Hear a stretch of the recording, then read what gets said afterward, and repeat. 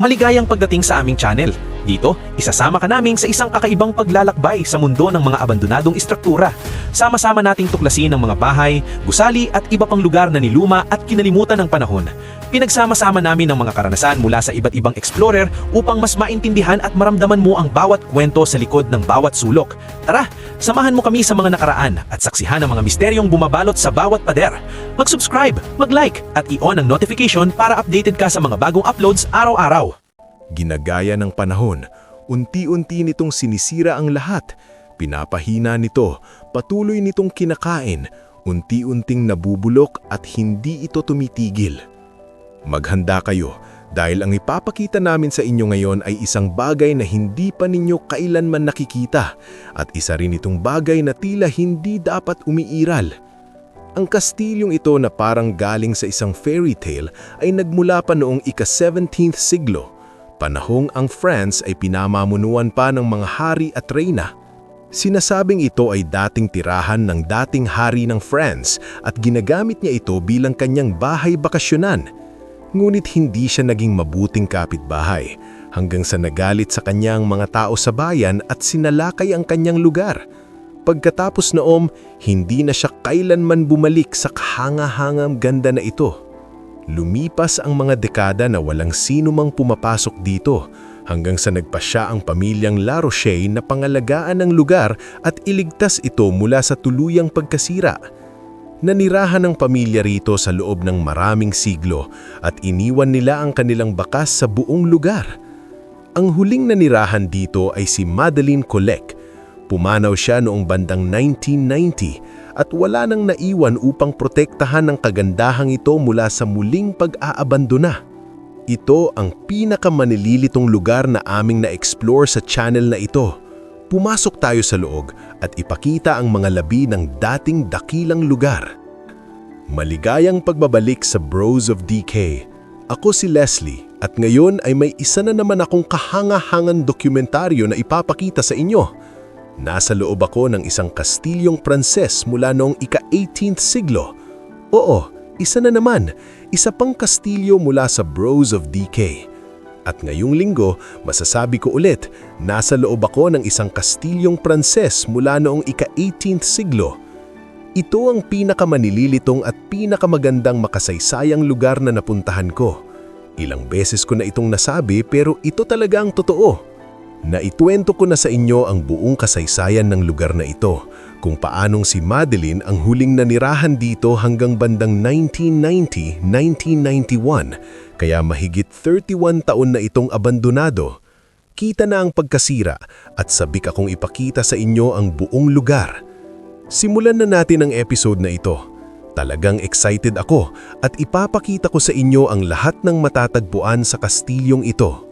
Gusto kong pasalamatan si Martin na nasa likod ng kamera sa pagkuha ng video ng lugar na ito. Ilalagay ko ang link niya sa description. Isa siyang Dutch YouTuber Urbex. Tingnan ninyo siya, karapat-dapat siya. Simulan na natin. Nandito tayo ngayon sa opisina ng lugar kung saan pinapatakbo ng mga may-ari ang kanilang negosyo. Mayroon silang negosyo sa mabibigat na industriya na tinatawag na La Roche, pangalan nito ng kanilang pamilya. May kaunting acronym ito na hindi ko nababanggitin para maprotektahan ang lugar. Ito ang mesa kung saan nila pinapatakbo ang negosyo at makikita na agad natin ang mga simbolong panrelihiyos na paulit-ulit na lumalabas. Napakarelihiyoso ng mga taong ito noon. Lagi itong makikita sa ganitong mga lugar. Makikita rito ang mga larawan ng sinaunang panahon, mga eksena ng relihiyosong sandali, mga pangyayari sa kasaysayan at kwentong kaugnay nito. Isang aparado ng libro kung saan nakaimbak ang mga dokumento.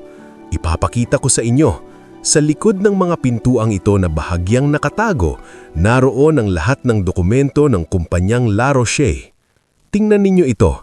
May parang scroll pa rito. Wow! Direction General. Lumalabas pa ito. Ipapakita ko sa inyo. Siyempre, hindi ko ibubuling ang lahat, pero ito ay isang plano ng lupa dito sa France. Marahil lupaing nais nilang bilhin noon. Tinitingnan ko rin ang mga librong ito rito. Mga encyclopedia, pero parang peke sila. Ano? May nakatagong compartment. Dito nila itinatago ang mga papeles at kung ano-anong bagay. Tingnan ninyo, mga lumang dyaryo, ang astig nito. Hinahanap ko ang petsa. Ang isang ito ay mula pa noong 1956. Napaka-interesante. Isara na natin ulit. Halos matamaan ko pa ang ulo ko. Siyempre, lahat ng ito ay may tagong compartment. Grabe, tingnan ninyo rito, isang espada. Wow! Malamang libu-libong euro ang halaga nito pero iniwan lang dito. Kinakalawang at anaagnas ng alikabok sa paglipas ng panahon. Sa kabilang bahagi ng pader, mas marami pang espada. Maliliit, malalaki, sable, pangtusok, iba't ibang uri na kinolekta nila sa paglipas ng panahon. Sa silid na ito, mayroon ding chaise lounge, isang kakaibang French na upuan o sofa kung saan maaaring magpahinga ang mga tao matapos ang mahabang araw ng trabaho. Nakikita ko pa ang may-ari na nakahiga rito matapos ang nakakapagod na araw, nagpapahinga sandali. Mayroon ding napakagandang fireplace, may salamin sa itaas at magagandang molding sa kisame. Napakaganda talaga ng disenyo ng ganitong mga silid. At dito sa likod ninyo, may isa pang mesa at mas interesante ito. May mga typewriters, bagay na hindi na natin masyadong nakikita ngayon. Nakakatuwang mga makina noon. May ilan sa inyo na maaaring nakagamit pa ng ganito dati. May isa pa rito, Underwood, isang brand na madalas kong makita. May mga binoculars din para mabantayan ang paligid ng kastilyo. Mahilig manghunt ang mga taong ito, kaya makikita natin yon sa buong lugar. At ito, lighter pala ito. Nilalagyan ng langis sa loob. Napaka-interesante. Sa kabilang side, may accounting desk din at may mga binoculars pa. Talagang bumabalik ang tema ng panghunt. Isang maliit na kahon. Wow! Mahilig talaga sila sa mga tagong compartment. May libro rito na may lihim na lalagyan sa loob, pwedeng paglagyan ng mga mahahalagang bagay nang hindi alam ng iba. Gusto ko ito. Sobrang gusto ko. May mga medalya pa rin sa pader. Napaka-impluwensyal ng mga taong ito kaya nakatanggap sila ng mga gantimpala sa buhay. Napakaganda. Ngayon, buksan natin ang malalaking pintuang salamin at tuklasin ang natitirang bahagi ng kastilyo. Wow! At dito, diretsong papasok tayo sa silid ng piano. Isang napakahalagang silid na palagi mong makikita sa mga kastilyong Pranses. Ang isang kastilyo sa France na walang piano ay hindi maituturing na kastilyong Pranses. Mapapansin ninyo sa lahat ng videos ko kung saan nag-film ako ng mga abandonadong kastilyo, halos wala akong maalalang wala ni isang piano. At kadalasan, ang mga piano rito ay talagang mamamahalin at elegante, ang pinakamagarbo at pinakasosyal na mabibili noon. Mukhang nakalak ito, pero gumagana pa rin ng kaunti. Isang kahangahangang piraso. Tingnan ninyo ang paligid ng silid na ito. Wow! Gustong-gusto ko ito. Pinagmamasdan ko lang. 6 na oras na ako nasa loob ng lugar na ito at hindi pa rin ako nagsasawa. Sa tingin ko dati ay mas malaki ang salamin na narito, pero ngayon ay isang maliit na salamin na may gold plating na lang na may estatwa ni Maria sa harap nito. Makikita ninyo ang bakas ng dating salamin sa pader. At sa likod nito, ito ang pinakalumang wallpaper sa kastilyo. May mga crest dito, napakaganda. Sa ibaba ay isang marmol na fireplace na may mga natitirang kahoy pa mula noon. Wow! Martin, halika, tingnan mo ito. Mukhang ivory horn ito mula sa isang hayop, posible ring ngipin ng elepante. Gawa ito sa ivory at may mga ukit, at sa ibaba may mga larawan ng mga babae. Ito ay mukhang ipininta, at ito naman ay isang tunay na lumang larawan ng isang magandang babae. Wow! May mga nota pa ng musika na naiwan dito sa mesa. Ano kaya ang nakasulat? Ang ganda! At ang ipapakita ko ngayon ay talagang nakakabigla. Para sa akin, ito ang dahilan kung bakit ito na ang pinakakamanghamanghang kastilyong na-explore ko. Pumasok tayo sa mga pintuang ito papunta sa silid ng pangangasa. Ipakita natin sa lahat ang nakikita natin. Sa paglipas ng mga henerasyon, malamang na kinolekta ng pamilyang ito ang lahat ng ulo ng mga hayop na ito. Napakakamanghamanghang tanawin. Hindi ako taga-suporta ng pangangasa. Sa tingin ko ay may tama at mali ito. Pero hayaan na natin ang mga tao sa gusto nilang gawin. Tingnan na lang natin ang silid na ito at kung ano ang naiwan dito dahil napaka-espesyal nito. Una, isang buong pader na puno ng mga ulo ng usa, maliliit at malalaki. Makikita mong pinaputukan nila ang anumang hayop na makita nila. Maliit man o malaki, wala silang pinipili. Sa itaas ay may isa pang malaking ulo ng usa at nakasabit sa kisame may isang tagag. Isang hayop na hindi mo gugustuhing patayin, pero ang kastilyong ito ay mula pa noong 1800s. Bago natin tingnan ang natitirang bahagi ng silid na ito, pumunta muna tayo sa dining area. Ay, bumabagsak na ang pintuan. Pasensya na, muntik ko na tong masira. Napakalala na ng pagkasira ng kastilyong ito kaya kailangan nating mag-ingat sa bawat hakbang. Tingnan ninyo ito. Ito ang dining area kung saan sabay-sabay kumakain ang pamilya. Pero ngayon, ang mesa ay puno na ng mga ulo ng hayop. Kung bibilangin ko, 5, 7, 10, 14 na upuan sa paligid ng mesa. Ibig sabihin, malamang ay malaking pamilya ang nakatira rito noon. May isang baboy ramrin sa gitna ng mesa. Wow! Isa na namang magandang fireplace dito, gawang marmol. At gustong-gusto ko ang orasan sa itaas. May mga haliging marmol ito, napakaganda. Makikita rin natin ang bahagi ng pader na naglalantad ng bato. Unti-unti na itong gumuho sa paglipas ng panahon. Hindi ito normal para sa ganitong kastilyo.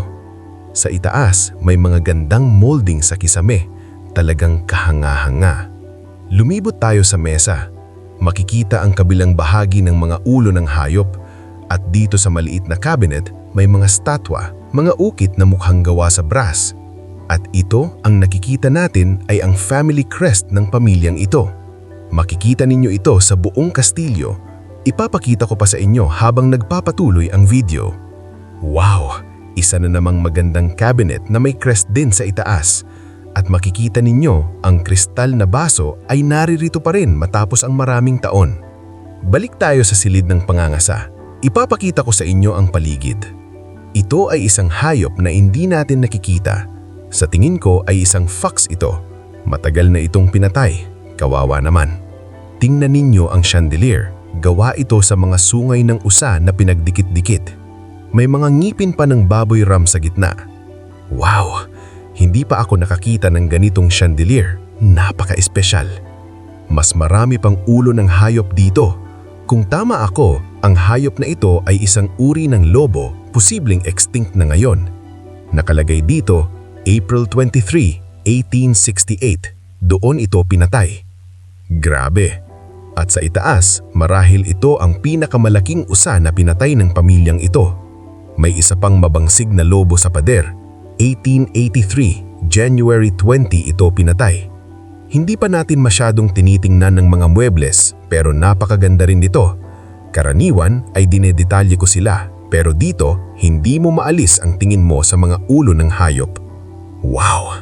Ang ganda ng ukit sa handrail at dito sa mesa may mga ulo pa ng lobo mula pa noong 1879. May hunting rifle pa nga rito, malamang ito ang ginamit nila sa pangangasa. Nakatayo lang dito sa tabi ng mesa. Sige. Magpatuloy tayo sa kastilyo. Dadaan tayo sa napakalalaking pintuang ito, mga 3 metro ang taas. Okay, tara na. Mga 9 feet ito para sa hindi gumagamit ng metric. Isara natin ito. Ayan. Ngayon ay nasa hallway na tayo ng kastilyo kung saan dumadaan ng mga tao. Ay, hindi pala. Hagdanan lang ito papunta sa itaas. Hindi ko pa nakikita ang main entrance ng kastilyo. Wow! Pati ang hallway ay may dekorasyon na ibon. Pelikan ba ito? Oo, mukhang pelikan nga. At tingnan ninyo ang napakalaking coat rack na ito. Dito nila isinasabit ang kanilang coat pagdating sa kastilyo at kapag aalis sila, maaari rin silang kumuha ng payong dito. Wow! Ano kaya itong aparato na ito? Wala akong idea kung ano ang nakikita natin ngayon. Ito naman sa gilid ay isang sinaunang fire extinguisher. Hindi na natin ito karaniwang nakikita ngayon. Dito sa pader ay makikita ang mga paan ng hayop at ito naman ay buntot ng isang hayop. Gustong-gusto ko ang painting dito sa ibaba. Dalawang bata na mukhang mausisa habang nakatingin sa taong nasa harapan nila. May isa pa akong gustong gawin. Akala ko pwedeng buksan ito. Wala pala sa loob. Wow! May isang weasel dito sa pader. Dito naman tayo aakyat sa itaas. Tingnan ninyo ang hagdanan. Napakaganda. Talagang pinag-isipan ng bawat detalye. May pulang carpet na tila inaanyayahan tayong umakyat papunta sa pribadong bahagi ng kastilyo. Isang lugar na malamang ay hindi napupuntahan ng maraming tao noon. Wow! At dito sa kanan, sa nakasabit na piraso ng kahoy o ugat sa pader, makikita na naman natin ang family crest ng pamilyang ito. May larawan din dito ng mga sinaunang mangangaso sa France. Posibleng sila mismo ang mga nanirahan dito noon at ngayon, narito tayo sa hallway sa itaas na may magandang sofa sa gitna na parang inaanyayahan kang umupo. Ang gaganda ng mga bulaklak na disenyo nito. Maison de France, ang pamilya ng hari. Dito, makikita ang mga pinunong hari ng France, sina Louis, Louis VI, Louis III, Louis VIII at Philip VIII. Lahat sila ay inilalarawan dito. Mas marami pang ulo ng hayop sa pader at ito mukhang espesyal. Tingnan ninyo ang ukit sa paligid nito, parang isang tunay na tropeyo. At dito sa gitna ng hallway, may napakagandang chandelier na nakasabit sa kisame. Napakaganda sigurong makita ito sa gabi habang nakasindi na nagbibigay liwanag sa buong hallway. Ngayon, pumunta tayo sa pinakapribadong bahagi ng kastilyo, ang mga kwarto. Ipapakita ko sa inyo kung saan natutulog ang mga taong nanirahan dito. Napakahalaga ng bahaging ito ng kastilyo. Karaniwang napakagarbo ng mga kwarto sa ganitong mga lugar at sana ay makakita tayo ng magagandang halimbawa rito. Una, napunta tayo sa isang silid na tila para sa bata. May dalawang kama sa magkabilang gilid. Karaniwan, ang mga matatanda ay may kanya-kanyang kama sa ganitong mga lugar. Tingnan muna natin ang mga damit dito. May mga kasuotan pa na naiwan, napakaganda. Siyempre, mayayaman ang mga taong ito kaya kaya nilang bumili ng ganitong mga bagay. Nandito pa rin ang lahat. Isipin ninyo yon. Tingnan natin ang mga kama. Napaka-interesante. May pink na kumot at sapin. Sa kanan ay may isang estatwa pangrelihiyon. Wow! May maliit ding mesa sa gitna ng silid. Makikita pa ang bakas ng tinta mula noong gumagamit pa sila ng pluma sa pagsusulat. Ito ay parang pantatak ng sobre at makikita ninyo kung paano unti-unting nasisira ang lugar. Ang liwanag na pumapasok ay galing nasa labas. Hindi na magtatagal bago tuluyang gumuho ang bahaging ito. Sana ay may gawin ang mga may-ari ng lugar na ito. Oo, may mga may-ari pa ito. Pumasok tayo sa susunod na silid. Ay, sandali. Tingnan muna ninyo ito. Isang maleta na naka-impact na. Ibig sabihin, handa na sana silang umalis o magbakasyon pero hindi na natuloy. Okay, muli, sirang-sira na ang paligid. Tignan ninyo ang silid na papasukan natin. Isa ito sa top 10 na pinakapaborito kong abandonadong silid na nakita ko sa lahat ng aking pag-e-explore. Dapat siguro gumawa ko ng playlist dito dahil talagang hiligin ako sa mga abandonadong silid. Madalas ko rin itong i-post sa Instagram, konting plug lang.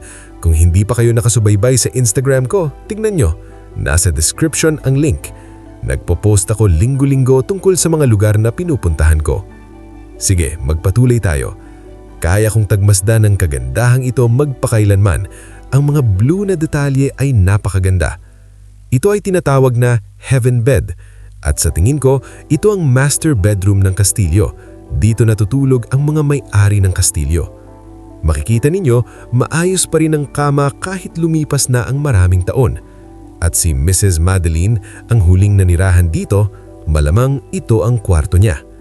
Napakaganda ng ukit sa kama at syempre may larawan ng relihiyon sa itaas. Karaniwan ito sa ganitong mga lugar. Wow! Tingnan ninyo ang wallpaper. Napakaganda. Pero sa kabilang side, makikita na naman ang batong bahagi ng pader. Tanda ng unti-unting pagkasira ng kastilyo. Noon, bawat silid sa kastilyo ay may fireplace dahil wala pang central heating tulad ng nakikita natin ngayon. Ito naman ay parang heater pero mukhang hindi na ito konektado.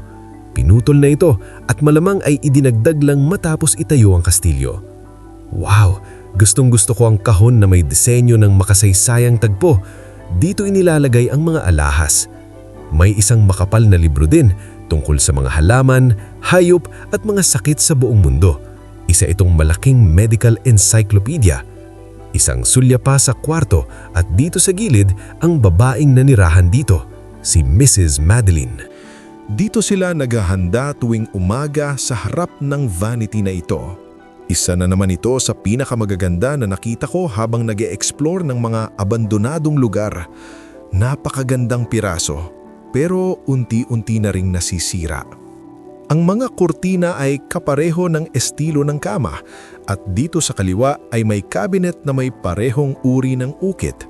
Napakaganda, parang sa suot kong damit. Wala nang laman.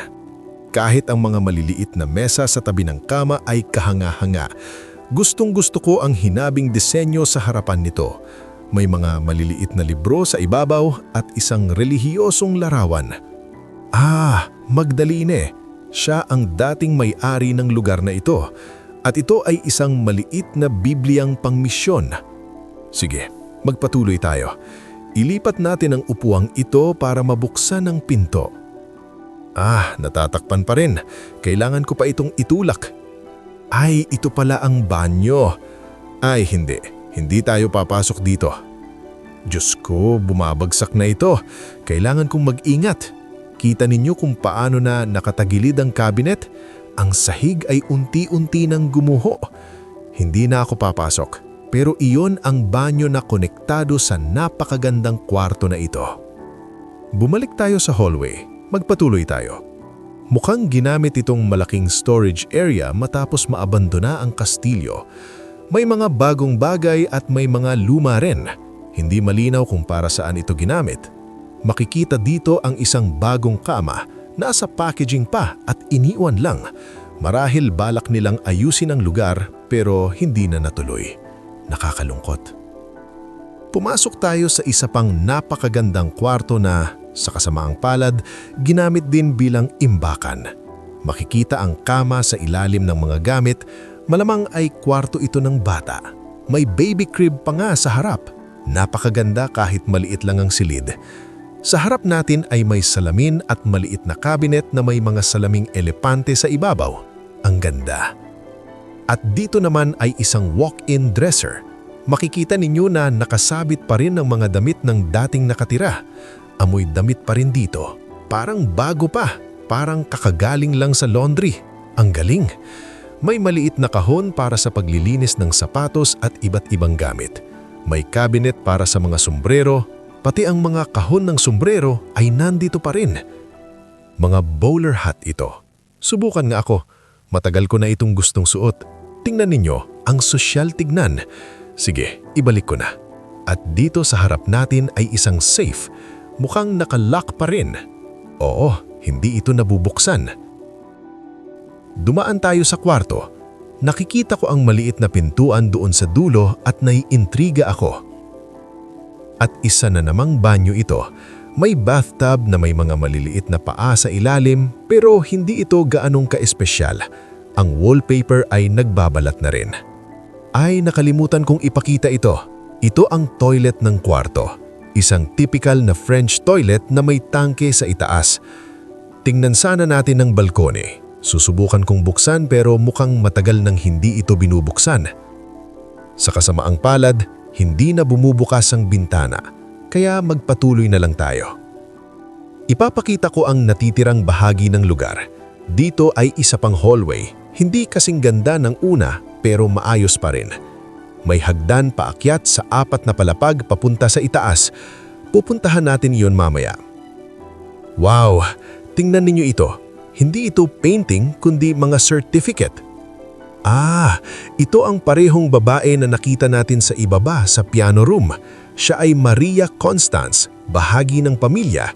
Ipinanganak siya noong 1839 at namatay noong 2011. Ang ganda makita ang mga ganito. May isang sundalo rin dito na may hawak na espada. Marahil iyon din ang espada na nakita ko kanina sa opisina. May pink na wallpaper sa silid na ito. Punta tayo sa huling silid sa bahagi na ito ng hagdan. Tingnan ninyo ito, 2 kama ng bata, malamang para sa mga batang babae dahil sa pink na wallpaper. May larawan dito ng isa sa mga dating may-ari, ang ganda ng kanyang suot. May iba pang mga larawan ng mga tao, mga lalaking may dalang baril para sa pangangason, marahil sila ang nanghuli ng mga hayop na nakadisplay sa ibaba. Gustong-gusto ko ang 2 kama na magkatabi, napaka-unique. May mga sapatos pang leather sa harap. Nandito rin ang parehong babae na nakasakay sa kabayo. At ano ang nasa likod ng pintuang ito? Isang maliit na washing area. May lababo pero walang toilet, para lang maghilamos at magsipiyo bago matulog. Nabangga ko pa ang pinto sa maliit na mesa. At dito makikita ang mga manggagawa sa France noon, mga magsasaka, tindero at mga katulong sa kastilyo. Mahirap ang buhay noon. May isa pang aparador, walang laman. May mesa rin para sa pag-aaral. Ang ganda. Tingnan ninyo ang mga gintong oras o tansong oras sa itaas. Wow! May mga kabibi rin sa dagat. Ang ganda. Mukhang isang medikal o siyentipikong instrumento ito. Hindi ako sigurado pero napakaluma na. May mga larawan rin. Noel, Pasko noong 1915. Ang ganda. Dito naman ay inilalagay ang mga tubo ng tubig sa isang bayan, ang unang sistema ng distribusyon ng tubig. May baha rin sa Brussels, bansa ko yun. Isang lumang station ng tren, traktor. Wow, gustong-gusto ko ang photo album na ito. Kaya kong tignan ito ng walang hanggan. Ito ay isang dining room sa paaralan o école kung tawagin sa French para sa mga manggagawa. Ang ganda. Napakaganda ng mga photo album na ito. Gusto ko sanang itong maiuwi at pagmasdan habang buhay. Wow! Ngayon, may pribilegyo tayong pumili kung aling hagdan ang gagamitin papunta sa itaas. Pipiliin ko itong isa ngayon. Dapat sana ay nadaanan natin ang lahat. Tingnan ninyo ang mga sapot ng gagamba sa lugar na ito. Pila sinasakop na nila ang buong kastilyo. Pati sa mga bintana, napakarami. Ang wallpaper ay unti-unti nang nalalaglag mula sa mga pader. Ngayon, nasa itaas na tayo. Tingnan natin kung ano ang makikita natin dito. May napansin na akong magandang silid sa gilid ng aking mata. Pero una, may painting muna tayo ng mga usa sa paligid ng kastilyo. Mukhang isa na namang itong kwarto ng bata. May 2 magkaparehong kama na magkatabi. Karaniwang setup ito sa France. Napakaganda ng silid. May gold-plated na salamin dito sa gilid. Ay, tingnan ninyo ang ibon na ito. Kitang-kita na ang buto nito. Matagal na itong nandito. Narito ang aparador para sa mga damit. At may maliit ding toilet dito, isang bide. Isara natin ito. Interesado ako sa silid na ito sa dulo. Ay, isang napakaliit at makitid na toilet. Bakit kaya dito nila inilagay? Mas mainam sana kung pinagsama na lang sa isa pa. Isara na natin ulit. Isang mahabang hallway na puno ng mga kwarto ang naghihintay sa atin. Gustong-gusto ko ang mga chandelier sa bahaging ito ng kastilyo. Tignan muna natin ang silid na ito. Hindi ito ganoon ka-espesyal kumpara sa iba. Pero sandali, ang salamin na ito ay napakaganda. Wow! Mukhang napunta tayo sa isa pang master bedroom. Malamang ay maraming pamilya ang tumira rito noon. Tignan ninyo ang kama. Napakaganda ng mga ukit. May mga anghel, may mga detalyeng napakagaling. Ayos pa rin ang kama. Sa mga ganitong lugar, tugma-tugma lagi ang wallpaper, kumot at kurtina. Napaka-elegante. May parang pakpak pa ang kama. Sa magkabilang gilid ay may nightstand na may oras sa ibabaw. Ang ganda ng oras, may marmol, may maliit na statue ng aso at napakagandang disenyo ng mukha nito. Kahit ang mga upuan sa silid na ito ay kahanga-hanga. May maliit na hagdan papunta sa bintana. Susubukan kong buksan ito. Oo, bumukas. Napakalakas ng hangin ngayon kaya pasensya kung mahina ang marinig ninyo. Makikita ninyo ang mga tore ng kastilyo sa magkabilang panig. Wow! Napakagandang tanawin. Tanawang kagubatan sa malayo. Dito na nirahan ng mga taong ito noon.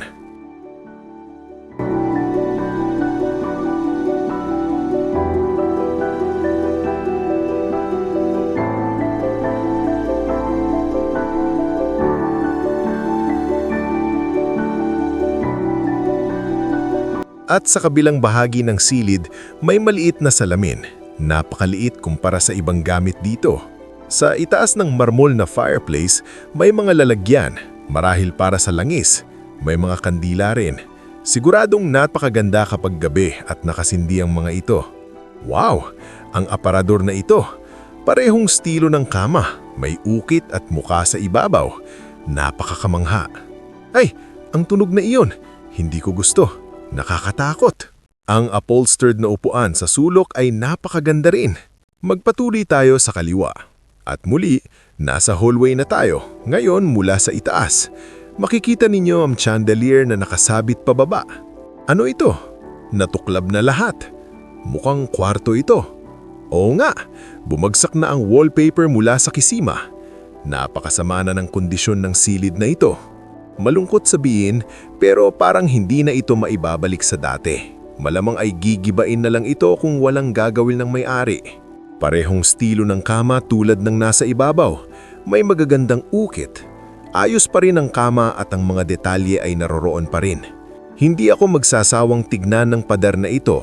May nightstand dito na may marmol sa ibabaw at may chamber pot sa ilalim. Tignan pa natin ang silid. May chaise longue sa gitna kung saan maaaring magpahinga ang may-ari, magbasa ng libro o mag-relax. Ang ganda ng estilo ng mga sofas. Asul na kurtina. Tignan niya, sirang-sira na. Gustong-gusto ko rin ang aparador na ito. Napakaganda. Bawat silid sa kastilyong ito ay may kagandahan. Yan ang dahilan kung bakit gustong-gusto kong mag-explore ng mga kastilyo sa France. Napakayaman sa kasaysayan. Makikita mo kung paano sila namuhay noon. Isang bagay na hindi mo basta makikita kahit sa museum. Tunay na kakaiba. Kaya ikwento nyo ito sa inyong mga kaibigan at pamilya. Tulungan niyo akong tuklasin pa ang mga lugar na ito sa buong mundo, lalo na sa France. Isa na namang fireplace dito at may painting na nakapaloob sa frame ng salamin sa itaas.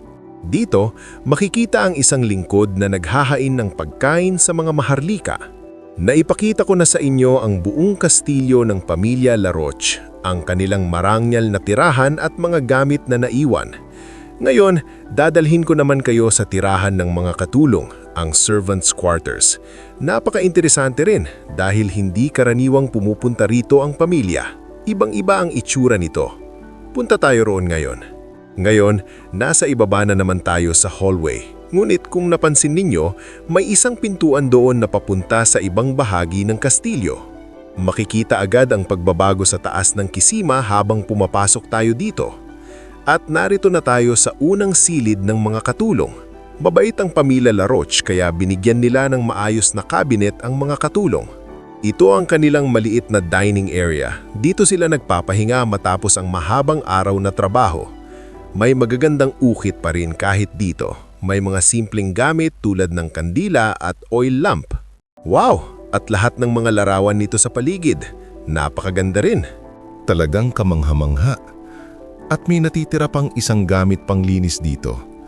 Gusto ko ring tignan ang bahaging ito. Tignan natin. Dito ay may isa pang silid. Ay, tignan ninyo ito. Ito ang food elevator na ginagamit para dalhin ang pagkain mula sa basement papunta sa itaas. Dati ay may pintuan dito na papunta sa dining area pero wala na ngayon. Makikita ninyo na may tabla na lang sa likod. Ganito sila nagtatrabaho noon. Gustong-gusto kong ipakita ang ganitong bahagi ng kastilyo dahil dito makikita ang totoong buhay at tunay na kwento ng lugar. Ngayon, pumunta naman tayo sa basement at tignan ang bahaging iyon. Una, pupunta tayo sa kanan dahil doon bumababa ang food elevator, makikita ninyo ito sa itaas.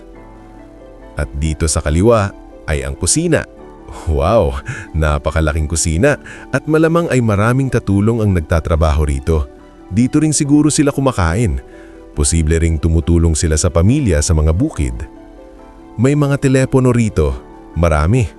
Ito ang mga fireplace kung saan niluluto ang pagkain. May asukal, suka, tsaa, bigas, lahat nandito. Napakalaking kalan para sa pagluluto ng pagkain ng pamilya at mga katulong. Wow, ang ganda ng kalan na ito. Nakalagay EML. isang kalan na kahoy na may maraming lutuan. At tignan ninyo ang napakalaking safe na ito. Tulad ng inaasahan ko, hindi ito bukas. Ang ganda. Sa kabilang side, may mga kaldero at kawali na nakasabit sa pader, gawa sa tanso. May timbangan pa at mga pabigat, hanggang sa pinakamaliit na sukat. Ibalik natin ito ng maayos. Tukwasin pa natin ang basement. Dito, ang washing area, may press noon para sa mga kumot at linen para pigain ng tubig.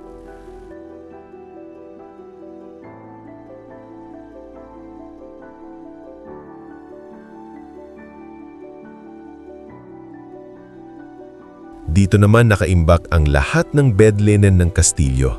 Inilalagay ito ng mga katulong dito at dinadala sa itaas kapag kailangan. Lahat ng tuwalya, kumot, nandito pa rin. Pati ang drying rack ay narito pa. Ito ay isang walang lamang silid. Sa tingin ko dito rin natutulog ang mga katulong pero hindi ako sigurado kung saan pa sila matutulog kung hindi dito. Mukhang dati ay may kama rito. At ngayon, narating na natin ang huling bahagi ng kastilyo. Narito ang hagdan paakyat, ang kabilang hagdan yon, at sa tingin ko, ito ang mga kwarto ng mga katulong. May mga antigong gamit din na nakaimbak dito, tulad nito para sa hardin, may 2 batang lalaki na may hawak. Naipakita ko na sa inyo ang buong kastilyo, napakasarap maglakad-lakad dito. Pero ngayon, gutom na ako. Punta tayo sa tindahan para bumili ng pagkain at tapusin na natin ang video dahil napakaastig ng lugar na ito.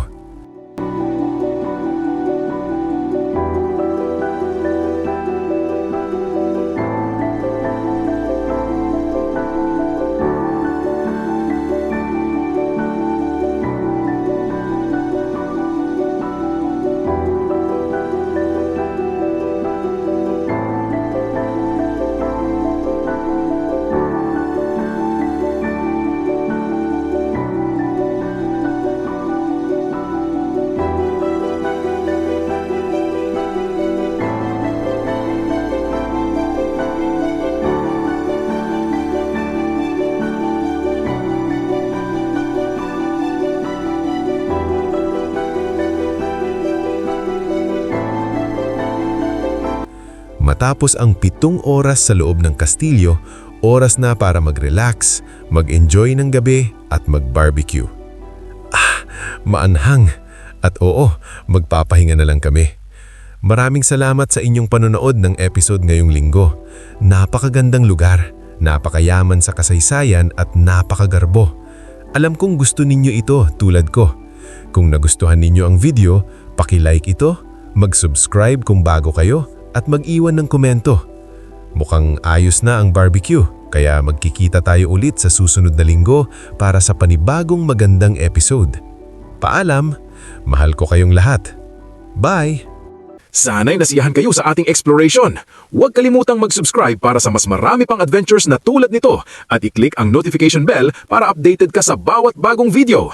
Siyempre, i-like at i-share na rin ang video na ito sa inyong mga kaibigan. Maraming salamat sa panonood at hanggang sa muli nating pagtuklas.